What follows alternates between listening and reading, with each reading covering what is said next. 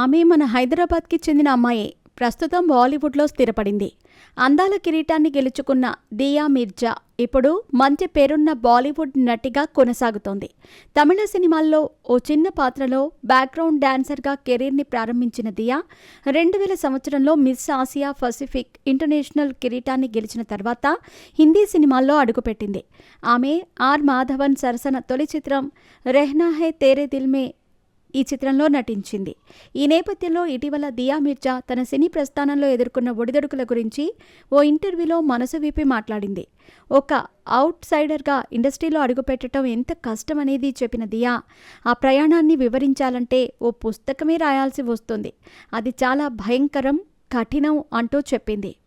ఇండస్ట్రీలో పుష్కలంగా అవకాశాలు ఇచ్చే పరిస్థితులు ఉన్నప్పటికీ అవి బలమైన బ్యాక్గ్రౌండ్ ఉన్న వారికి ఇచ్చే పరిస్థితులు ఉండేవని ఆమె చెప్పింది. పలు సినిమాలు నాకు ఇవ్వకుండా ఇండస్ట్రీ బ్యాక్గ్రౌండ్ ఉన్న నటీమణులకు ఇచ్చారు. అది నిజం అన్నారామె. ఇప్పటి సినిమాల్లో మహిళా పాత్రలు రాస్తున్న రచయితలు, కథనాలు మెరుగయ్యాయని ఆమె అభిప్రాయపడ్డారు. గతంలో కొన్ని పాత్రలు ఎలా రాసేవారో అవి ఎంత రెగ్రెసివ్గా ఉండేవో నాకు ఇప్పుడు తెలుస్తోంది. అప్పట్లో సీన్ చేయటం మీద దృష్టి ఉండేది. అప్పటి జీర్ణించుకుపోయిన మనస్తత్వం, పురుషాధిపత్యం ఎలా ఉండేదో ఇప్పుడు అర్థమవుతోంది.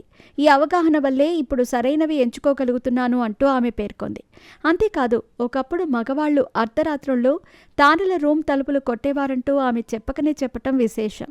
అలా అర్ధరాత్రుళ్ళు తలుపులు కొట్టేవారి నుంచి తప్పించుకోవటం కోసం తన హెయిర్ డ్రెస్సర్తో గదిని పంచుకున్నానని ఆమె గుర్తు చేశారు.